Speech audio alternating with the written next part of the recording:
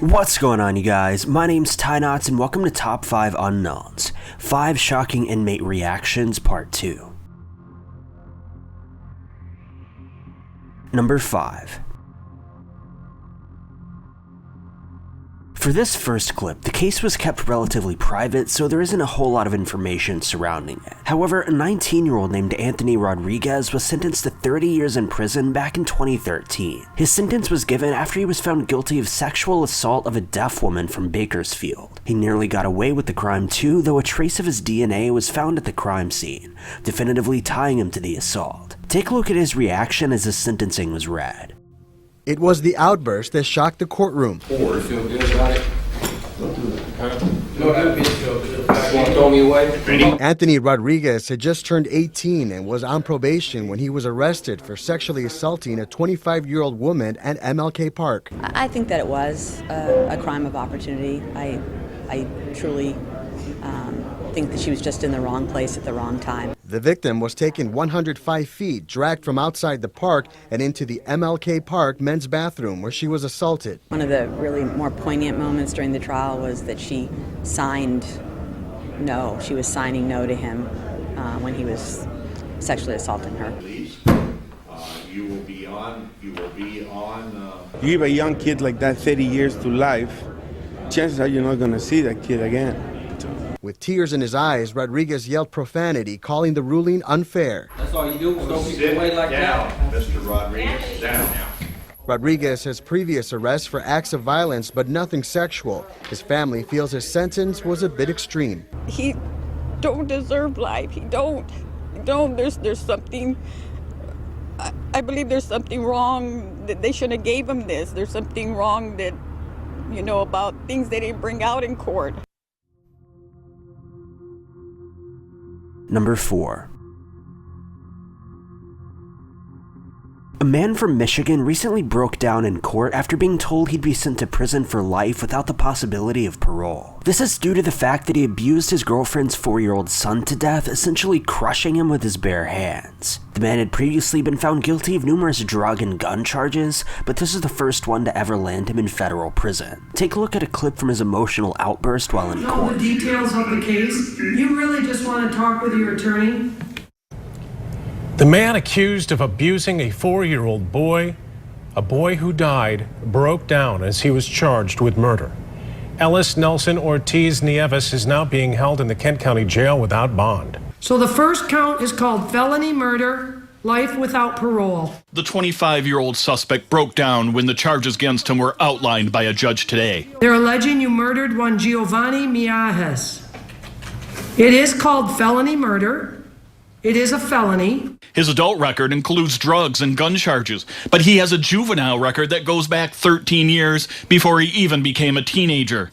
He also has charges of car theft, shoplifting, assault with a weapon, receiving and concealing stolen goods.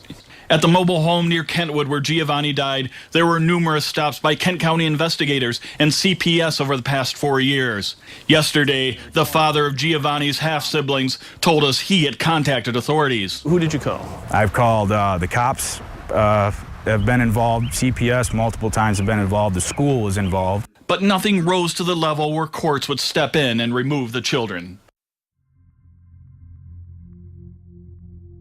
Number 3.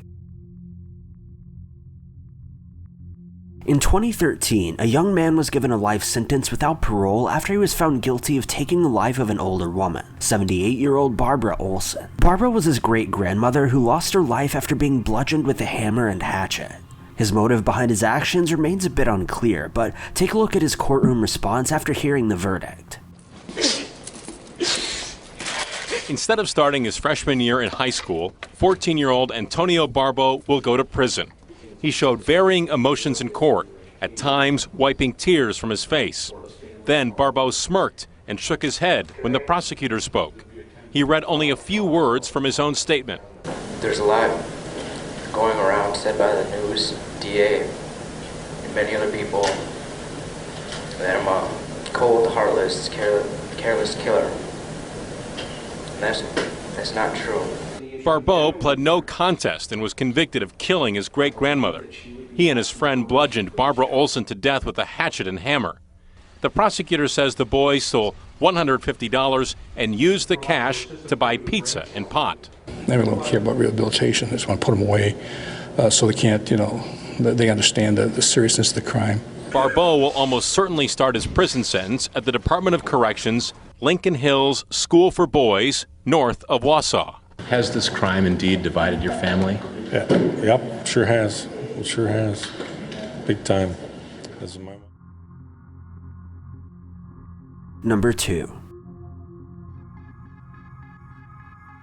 A man from Castle Rock was recently sentenced to 160 years in prison after leading police on a 60-mile car chase that resulted in the injury of a state trooper. During the sentencing, audio recordings were played that showed that the man, Ryan Stone, showed no remorse for his actions and was actually heard bragging about them, displaying complete disregard for his injured victim. In all, he was found guilty of 18 separate charges, including first-degree assault and even child abuse. Check out a clip from his sentencing. A high-speed chase through 5 metro Denver counties. At times, cars were ditched and drivers thrown out the door. At one point, a 4-month-old boy was strapped in a back seat. Yeah, my lawyer told me I made the news in the UK and Australia. For the first time since last year's chase, we are seeing a jailhouse conversation. Driver Ryan Stone hoped to profit from his internet fame after the video was posted online. You get paid by YouTube. So, Channel 7 News, I believe, is going to be the one that gets paid for that. Well, I'm going to contact Channel 7 News. During his sentencing in court, Stone made an apology, yet wouldn't take responsibility, blaming his escapade on drugs.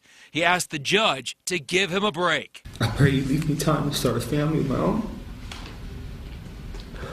with my beautiful wife. That didn't happen. Stone was sentenced to 160 years in prison. Those angels up there actually pulled me out of the way. Trooper Bellum and he almost died. Stone struck him while he was trying to throw out stop sticks. I proudly wear this badge, and I want to continue to be able to do so, to be able to return to full active duty in the next couple of months.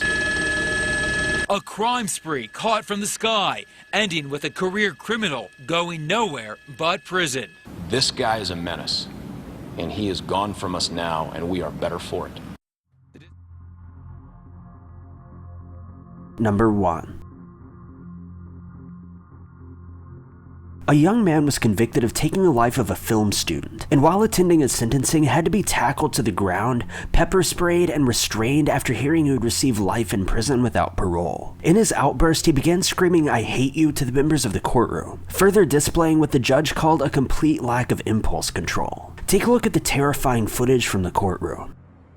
21-year-old UWM student Nathan Potter was shot to death in a robbery last July as he walked to his River West apartment after a night out. He wasn't carrying any money. Judge, there's nothing that can be said to bring back our Nathan. But your sentence can ensure that Shondell does not have the opportunity as a free man to inflict pain like this again. Is there such thing as pure evil? We think so. At his sentencing today, 19-year-old Shondell Jackson was facing a mandatory life term for pulling the trigger, but hoped for a chance at parole, a hope dashed by Judge Rebecca Dallett, who gave him life without parole, sparking the outburst.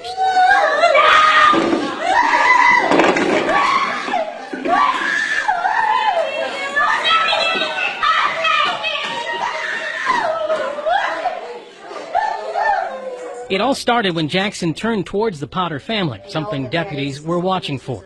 At the sentencing today, prosecutors played this 12 News video of Jackson's February conviction, when Jackson gestured to the Potter family several times, cursed at them, and as he was let out of court, our camera caught him smiling at the victim's family. We see how evil Shondell is in court, looking at us, swearing at us, and smiling. The judge said Jackson's past behavior in court influenced his getting the maximum sentence. Jackson's angry family members today shouted support to him as he was led away, and one screamed at Potter's family as she left the courtroom. Our little girl was afraid. She was afraid that he was going to try and kill one of us. She was afraid. You know, I hope that as he spends the rest of his life in jail, that he comes to terms with it and does value human life, and that there is some redemption for him at some point. But that's totally up to him. And for his family to say to us, "We hate you," what's that all about? We didn't do a thing to him.